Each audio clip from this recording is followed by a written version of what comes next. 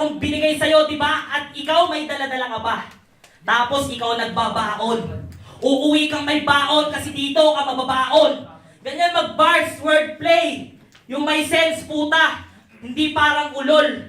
Pinapakain mo pa sa akin yung pagkain doon, mukha kang pitbull.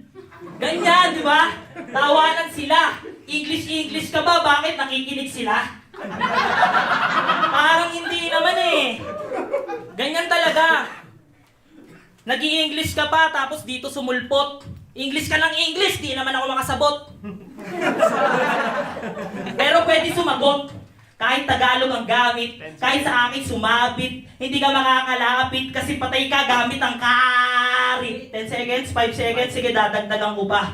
Purong freestyle habang siya may dala pero walang kwenta, nakatunganga sila, walang reaksyon, putang ina, panalo na ako, salamat sa kanila. Yeah!